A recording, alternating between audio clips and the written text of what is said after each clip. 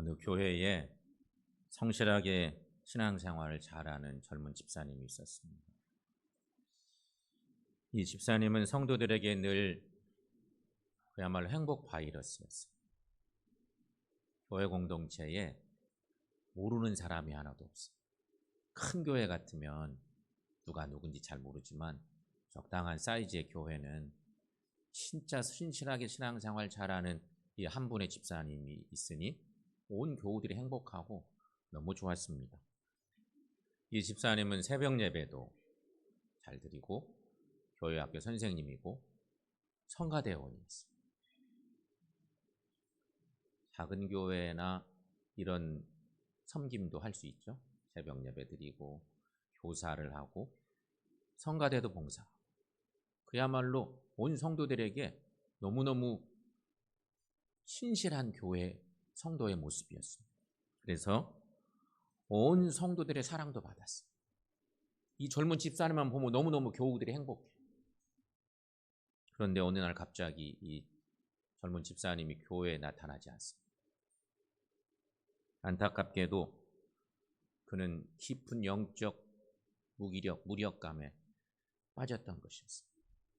신앙적으로 시험이 들었습니다. 세상에 의지할 분은 오직 하나님밖에 없다 믿고 하나님만 의지해 왔는데 사업상 사람 때문에 어려움을 겪은 것입니다.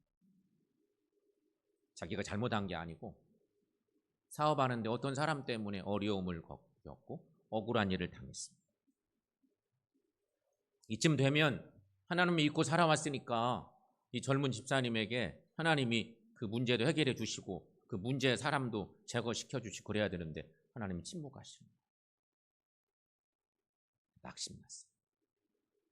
그러다 보니 불타던 열정이 갑자기 식어버렸고 하나님에 대한 생각이 전혀 나지 않는 젊은 집사예요. 얼마나 안타까워. 이렇게 온 교우들에게 행복 바이러스였는데 교회당이 나타나죠. 사랑하는 여러분, 우리도 누구나 이렇게 영적 무기력에 빠질 때가 있습니다. 이게 그 집사님 문제가 아니고 우리 모두에게도 해당되는 문제일 수 있습니다. 모든 걸 내려놓고 멀리 숨어버리고 싶을 때가 있습니다. 그 사람 때문에 여러분 신앙생활하면서 그런 일 겪지 않아요? 하나님 때문이 아니고 실은 어떤 사람 때문에 문제가 생기고 그때 하나님이 안 도와주시는 것 같아요. 빨리 해결해 주시지 않는 것 같아요. 그럴 때면 낙심납니다. 어딘가 숨고 싶습니다. 신앙적으로 다 그런 위기를 우리가 다 내 문제처럼 맞이할 수 있는 거죠. 그런데 어느 기독교 심리학자는 이런 얘기를 남겨줬습니다. 영적 무기력을 경험하는 것은 오히려 정상적인 신앙생활 과정 속에 있음을 뜻하는 것입니다.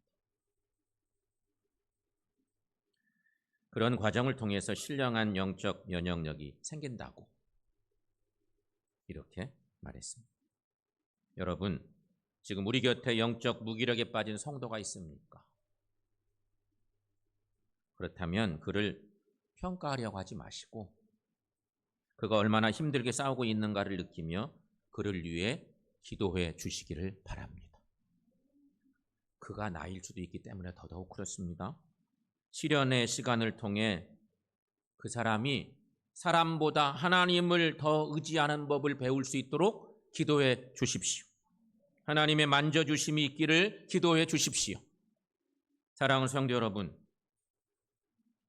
내가 혹시 영적 무기력에 빠져 있지는 않습니까? 지금 현재 나 역시도 어느 교회 그 젊은 집사님처럼 숨어버린 상태에 있지는 않습니까? 그런 분들이 혹 계시다면 우리가 옆 사람에게 영적으로 권면하고 축복해주고 신앙적으로 손붙들어 줘야 될 시간인데 옆 사람에게 이렇게 인사하며 축복해 봅시다. 하나님은 당신을 다 알고 계십니다. 그리고 당신을 사랑하십니다. 여러분 믿죠? 믿으시죠? 하나님은 우리를 사실은 다 알고 계시고 여전히 우리를 사랑하십니다. 그 믿음의 고백이 오늘 예배드리면서 다시 확신 있게 붙들려질 수 있기를 축원합니다. 새천년, 2000년 들어오면서 이미 우리가 2000년대를 한참 살아왔는데 2000년 들어오면서 우리가 살고 있는 삶의 터전에 많은 사람들이, 온 세상 사람들이 비슷하게 고백한 고백, 웰빙, 힐링, 행복, 이런 말들이 지금도 여전히 유효합니다. 2000년 정도 그 시기부터 유행한 단어들입니다. 웰빙이란 말, 갑자기 듣도 못한 말 같은 얘기를 듣기 시작한 것이 오래됐어요. 웰빙, 힐링, 행복, 이런 말들. 사실 여러분, 웰빙이란 말은 행복, 안녕이라는 뜻을 가진 단어입니다. 문제는 웰빙을 우리가 세상적으로 이렇게 막 유행하기 시작한 단어예요. 너무 살기가 힘들고 어려워지니까 새천년이 오기도 하고 뭐 이러니까 갑자기 중요한 화두로 등장하는 단어들이 있어요. 시대마다 이런 게 있어요.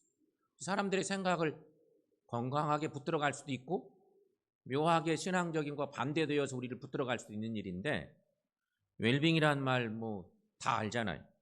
웰빙을 이렇게 행복, 안녕이라는 뜻을 가지고 있는데 문제는 여러분, 웰빙을 잘 먹고 잘 사는 일에만, 즉 물질적인 측면에서만 치중되는 경향이 매우 깊어요. 이미 상당한 시간이 흘러갔어요. 20여 년 이상 시간이 흘러간 거예요. 잘 먹고 잘 사는 일에만. 우리가 잘 먹고 잘 살고 있었는데 그보다 더 잘 먹고 잘 사는 일에, 선택적으로 잘 먹고 잘 살아서 건강하게 사는 일에 상당히 중요한 초점이 꽂히기 시작한 거예요. 그런데 여러분, 웰빙이라는 말이 진짜 뜻이 있어요. 간단한 영어인데 잘 존재하는 것이 웰빙이에요. 잘 존재하는 거, 그런 뜻이에요. 그러니까 원래 지금도 세상이 이렇게 막 너무 힘들고 혼란한 이유는요, 온도 문제가 이렇게 생각된 거예요. 봄철에는 온도가 적당한 온도에서 여름 오기 전까지 일해야 되는데 갑자기 3월인데 여름 날씨처럼 온도가 올라갔어요. 살짝만 불나도, 원래 봄불은 뭐 무슨 물이라고 막 이런 거 있잖아요. 근데 그보다 몇 배 강한 불이 돼서 얼마나 어려운 게, 잘 존재해야 되는데, 있을 자리에 잘 있어야 되는데 그러지 못한 지구 환경이 된 거죠. 사람도 마찬가지. 잘 존재해야 되는데, 잘 존재한다는 것은 어떤 의미일까? 물질뿐만이 아니라 정신적, 영적인 측면이 좀 더 강조되지 않겠어요? 근데 웰빙 그러면 우리는 잘 먹고 잘 살고 건강하게 먹고 건강하게 살고, 저는 거의 100% 물질적인 것에 우리가 붙들리고 살아가고, 세상이 그렇게 가니까 예수 믿는 우리들도 다른 거 저런 거 다 제껴두고 웰빙 하는 게 좋단다, 이렇게 살아오고 있고 그런 거죠. 그런데 여러분, 인간이 어떤 존재인지, 바울은 인간을 영과 혼과 몸으로 이해했습니다. 바울의 인간이해 유명한 성서적 표현입니다. 바울의 인간이해가 이렇게 나타나는데, 여기 보면 영과 혼과 몸, 이렇게 얘기합니다. 데살로니가전서 5장 23절 말씀에 유명한 본문의 말씀이 있습니다. 함께 읽어봅니다. 평강의 하나님이 친히 너희를 온전하게 거룩하게 하시고 또 너희의 온 영과 혼과 몸이 우리 주 예수 그리스도께서 강림하실 때에 흠없게 보존되기를 원하노라. 아멘. 자, 그렇다면 여러분, 바울의 인간이에거든요.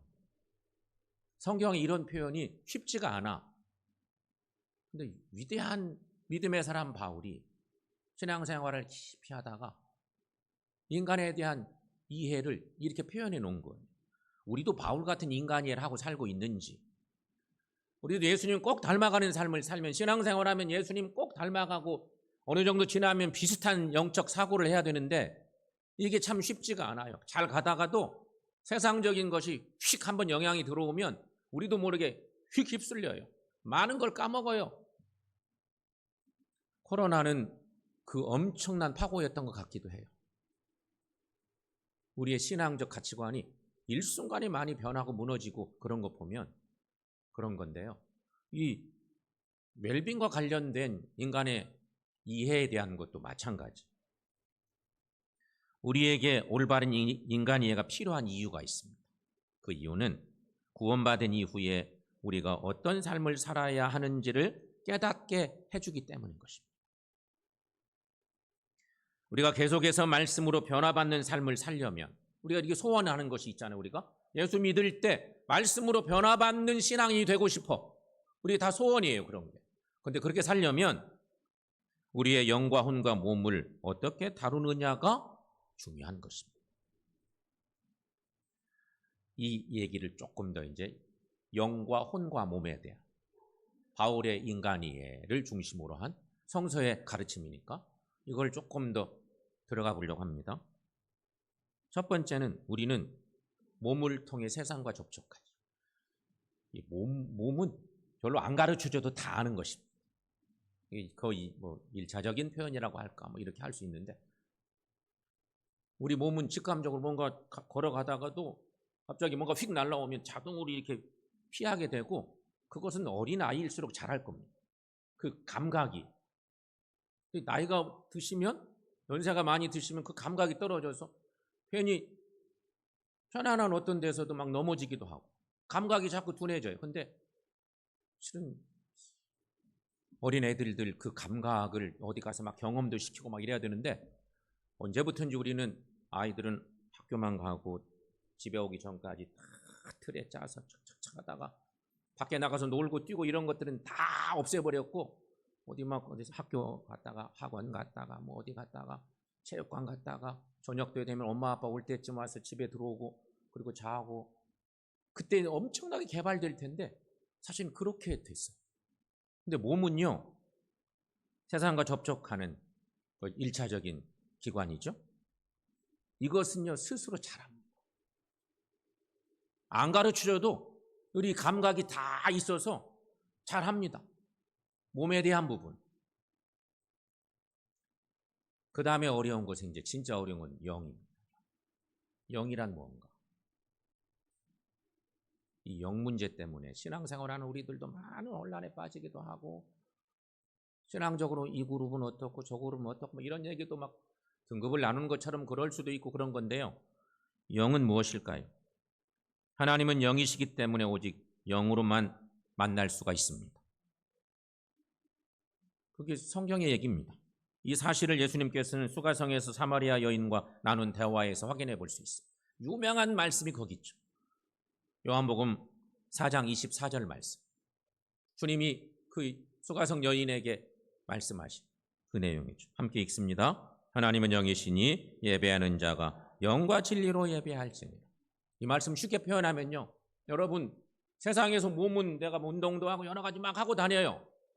교회 와서는 사실은 뭐 우리가 이중적인 사고를 하라는 얘기는 아니고요. 교회당 딱 들어오면 하나님은 영적으로만 만날 수 있어요. 우리 몸이 아무리 건강하다고 나 몸이 너무너무 건강해서 하나님을 건강하게 만날 수 있어요? 전혀 그렇지 않아요.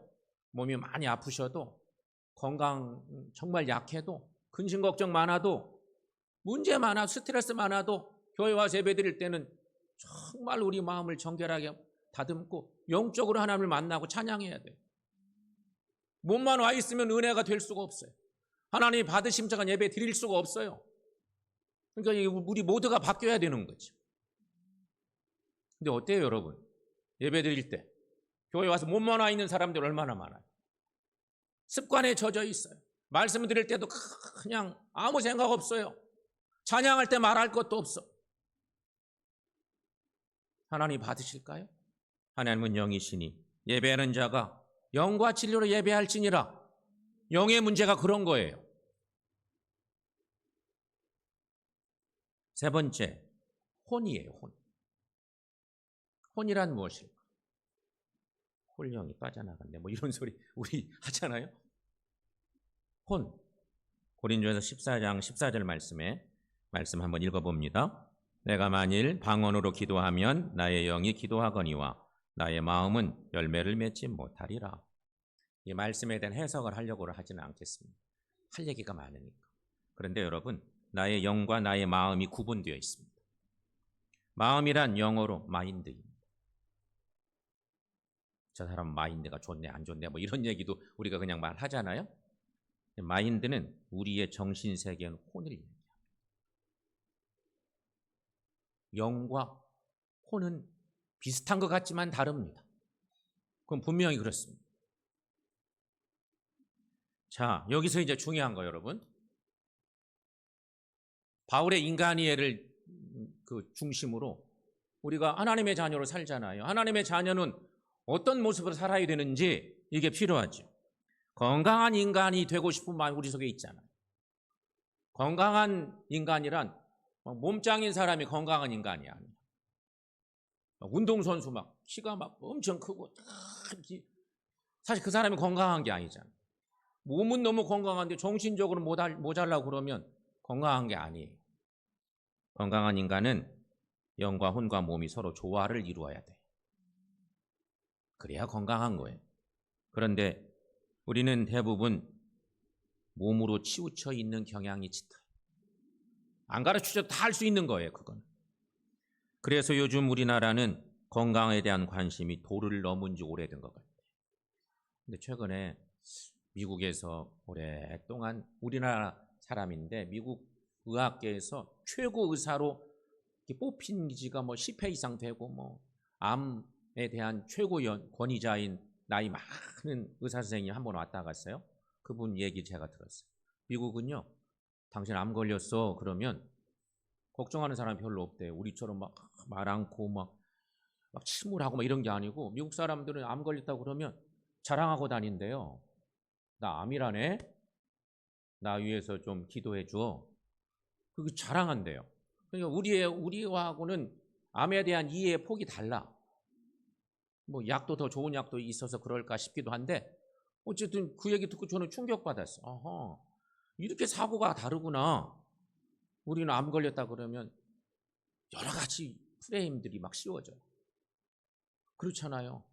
그거 안 좋을 일인데 그냥 부정적으로 막 보고 이런 경우들이 우리 교우들에게도 있고 그런 건데요.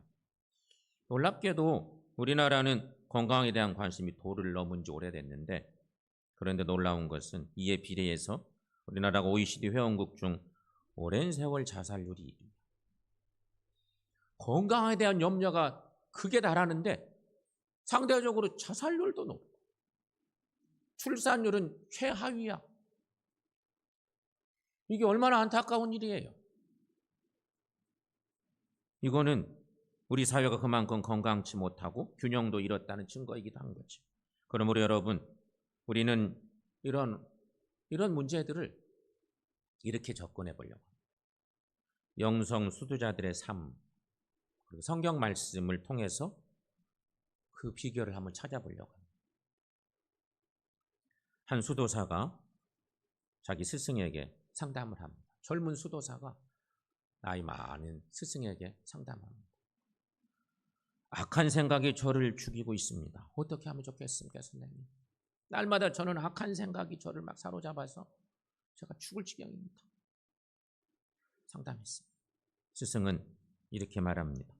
어머니가 아이에게 젖을 떼고자 할 때 자기 가슴에 쓴 것을 바른다. 그러면 아이가 여느 때처럼 와서 젖을 먹어보다가 그 쓴맛 때문에 달아나 버린다. 자네도 쓴 것을 사용하게나. 이렇게 권했다. 그랬더니 그 제자가 선생님 쓴 것이 뭡니까? 수도자인 자기에게 그럼 쓴 것이 뭘까요? 어떤 것을 사용해야 되나요? 이렇게 물었습니다. 그러자 스승이 말합니다. 그것은 죽음과 다가올 심판에 대한 기억이네. 이렇게 대답합니다. 참 아이러니한 것 같기도 하죠? 이게 막 물으면 거기에 멋진 대답 속 시원한 대답해야 될 것 같는데 영성세계에 있는 사람들끼리는 쉽게 통했던 모양이에요. 참 놀라운 대답 같아요. 그런데 여러분, 사막 수도자들이 영혼의 건강을 위해 매일 복용할 약으로 권한 것은 죽음과 심판에 대한 기억이에요.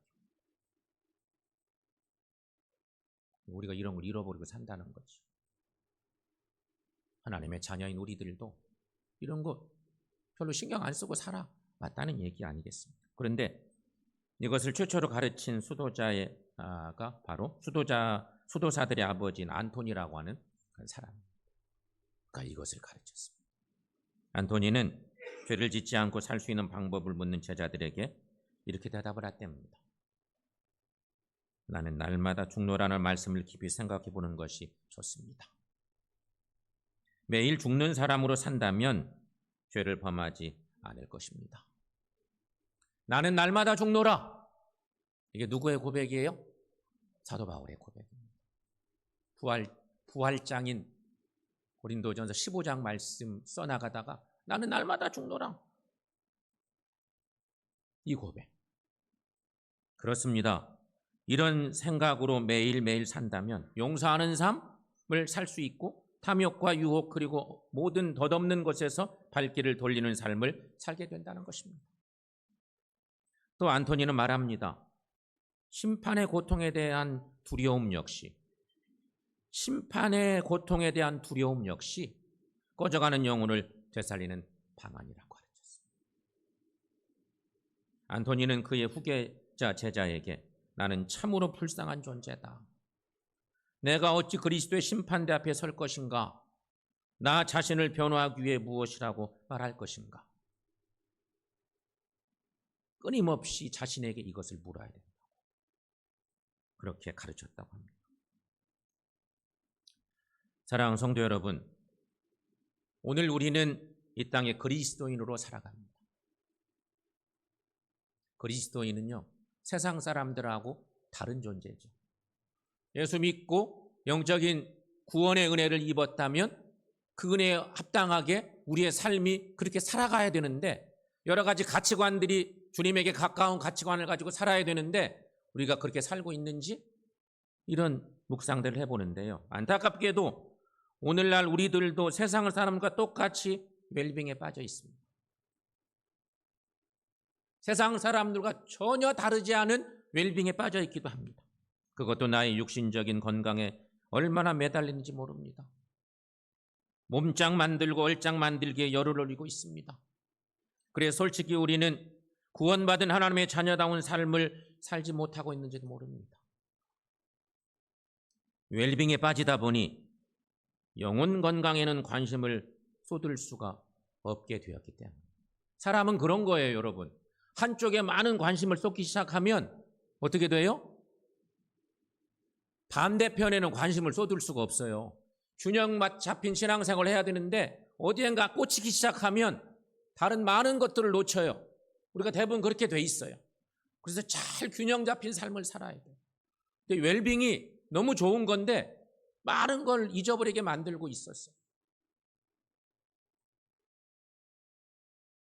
여러분, 우리가 몸짱, 얼짱에 매달릴수록 영적인 몸짱, 영적인 얼짱에는 무관심하게 되어서 우리 영혼이 영양실조에 걸릴 거예요.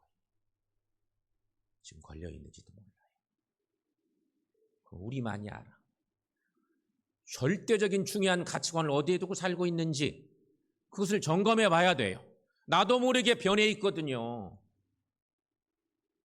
시간이 가면서 정신 안 차리면 이렇게 이상하게 변해가요. 근데 변한지도 몰라. 서서히 변하기 때문에.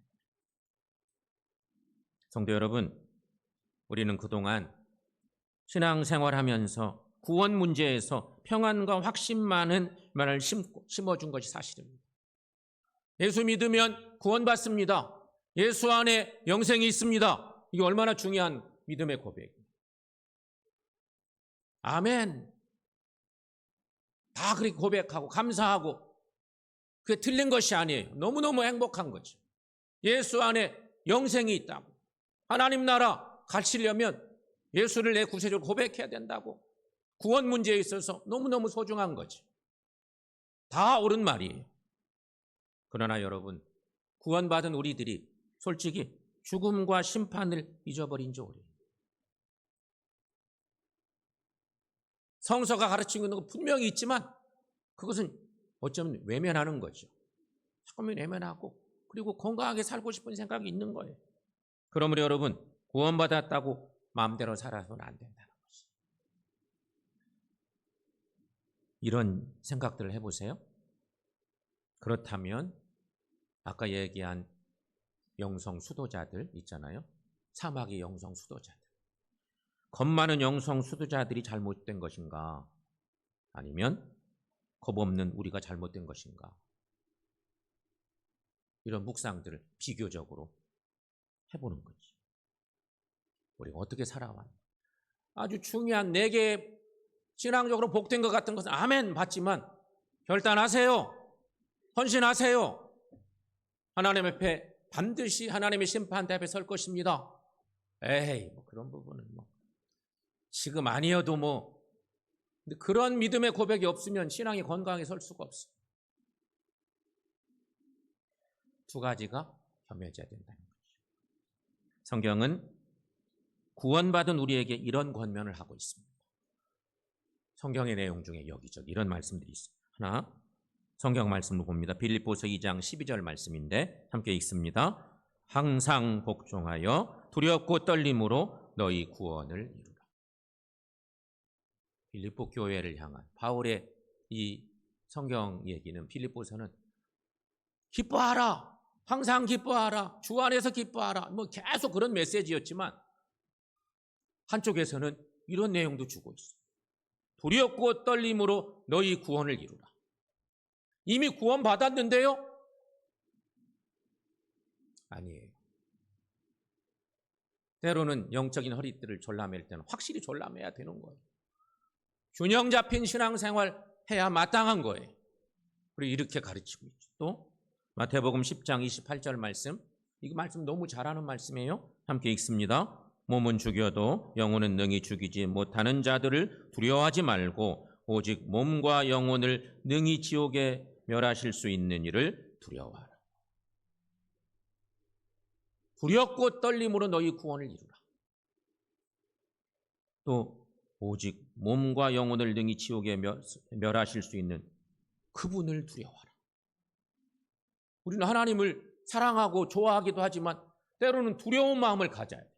신앙적으로 온전히 서야 될 때, 결단해야 될 때 하나님이 나를 내려다보고 계십니다. 이런 마음. 오늘 본문의 말씀 중에서도 보겠습니다. 오늘 본문의 말씀으로 돌아와서 히브리서 10장 36절과 39절 말씀인데요. 함께 읽어보겠습니다. 너희에게 인내가 필요함은 너희가 하나님의 뜻을 행한 후에 약속하신 것을 받기 위함이라. 39절 읽습니다. 우리는 뒤로 물러가 멸망할 자가 아니요 오직 영혼을 구원함에 이르는 믿음을 가진 자니라. 아멘. 우리는 구원함을 받은 자들로서 오직 영혼을 구원에 이르는 믿음을 가진 자. 이렇게 증거하고 있습니다. 사랑하는 여러분, 두려움과 떨림은 그리스도인이 꼭 소유하고 살아야 될 마음입니다. 거룩한 떨림인 거지. 신앙생활 그렇게 해야 돼요. 인간적으로 보여지는 것은 잘 보여주고 내 안에 하나님의 거룩한 영으로 충만해져서 결단해야 될 때, 우리가 긴장해야 될 때, 이럴 때 그런 마음 갖지 못하면 안 된다는 것이죠. 그리고 그리스도인이 두려워할 분은 오직 하나님 아버지십니다. 사람이 아니고요, 총칼이 아니고 하나님을 두려워하는 존재 그리스도인. 우리 선배들은요, 그래서 선교 당하시기도 한 것입니다. 총칼이 무서운 게 아니라 하나님이 두려워서 선교하시기도 하고. 우리는 믿음을 가진 자들이므로 영혼 구원을 위해 힘써야 하는 것입니다. 사랑하는 여러분, 우리 하나님은 우리의 창조주이십니다. 우리의 주인이십니다. 그런데 하나님께서 우리를 어떻게 창조하셨나? 성경은 말합니다. 하나님의 형상대로 심히 기묘하게 창조해 주셨다. 시편의 말씀 중에 옛날 성경에 신묘막측 이런 한자를 써서 심히 기묘하게 지금 성경은 신묘막측하게 우리를 만드셨어. 하나님 우리를 너무 잘 아세요. 샅샅이 알고 계신 하나님은 우리를. 그렇다면 여러분, 하나님 우리 이렇게 창조하셨으니까 그러므로 우리가 건강한 영혼이 되시려면, 건강한 영혼 되려면 해야 될 것이 있어요. 첫째, 예수님을 닮아가십시오. 이게 정답이에요. 그리스도인들은요, 영적으로 건강하시려면 주님 닮아가는 것이 최고예요. 다른 거 없어요. 또 한 가지, 그러면 주님 닮아가면서 어떻게 살아야 될 것인가? 성경은 전해요. 삶의 방법, 영적인 방법인 거죠. 바울이 가르쳐줬어요. 항상 기뻐하고 쉬지 말고 기도하고 범사에 감사하라. 이 너무 익숙한 말씀이지만 쉽지가 않아요. 기뻐할 수는 있는데 항상 기뻐하래. 언제든지 기도할 수 있죠. 낙심 났는데도 기도해야 되나? 하나님이 나를 기억조차 못하시는 거 기도해야 되나? 쉬지 말고 기도하래. 감사하는 것도 늘 감사하라. 좋은 일 있을 때는 하나님 감사합니다. 너무 힘든 때는 안 될 것 같은데 그래도 범사에 감사하라. 또 한 가지 여러분, 동시에 마지막에 또 하나는요, 우리에게는 죽음과 심판이 있음을 기억해야 한다는 것입니다. 예수 믿고 구원받은 하나님의 자녀이지만 하나님의 자녀인 우리에게도 죽음이 있고 반드시 하나님의 심판 앞에 설 때가 있다. 이것을 기억하고 사는 삶이 결국은 건강한, 영적 건강한 하나님의 자녀의 삶입니다. 여기서 설교를 끝낼 수 있는데요, 더 쉬운 방법을 하나 알려드려 볼게요. 머릿속에 쏙 들어오는 성경 요약 방법, 말씀 요약 방법. 육체가 건강하려면 어떻게 해야 될까? 우리 이거 안 알려줘도, 육체는요, 아까 그랬잖아요. 아이들도요, 걸어다니기 시작하면 다 몸으로 터득하고 다 알아. 그거 길러줘야 되는데 우리가 못 길러주고 있는 것이 시대적 상황이기도 한데, 몸은 저절로 배워요. 육체가 건강하면 어떻게 해야 될까? 우리가 생각해 보면 알아요. 병원을 가까이 하셔야 돼요. 또 운동을 잘 하셔야 돼요. 그리고 건강 강좌를 들으면 그것도 찾아보잖아요. 내가 무릎이 아프면 어떠냐, 유튜브 열어보고 막 이러잖아요. 건강 강좌를 막 들을 때 어떻게 해요? 듣고 실천합니다. 안 시켜도 해요. 그거는 이렇게 하라네. 그래서 막 자세도 바로 하고 뭐 이렇게 막 반드시 걸어가 보고 뭐 운동하고 이거 다 합니다. 육체가 건강하려. 비유해 보겠습니다. 영혼이 건강하려면 어떻게 해야 될까? 저거 보면 조금 힌트가 있지 않아요? 영혼이 건강하려면 어떻게 해야 될까? 교회를 가까이 하십시오. 그런데 요즘 예배를 자기 마음대로 드리는 사람들이 많습니다. 교회를 가까이 하시고 예배를 잘 드리시고 또 건강 강좌에 해당하는 것은 성경 말씀을 잘 읽고 말씀대로 사는 것입니다. 몸 문제는요, 안 가르쳐도 안다니까요. 거기에 힌트를 얻어서 신앙생활의 원리를 생각해 보세요. 너무 쉽죠? 그런데 영혼 건강의 문제는 알아도 잘 안 해. 몸 건강 문제는 알아서 하시는데 영혼 건강 문제는 알아도 잘 안 하는 우리의 습성이 있어요. 이제부터 여러분 잘 하십시다. 잘 하십시다. 잘 하시고, 그래서 주님 안에서 영혼이 건강한 믿음의 사람들 다 되시기를 축원합니다. 기도하겠습니다.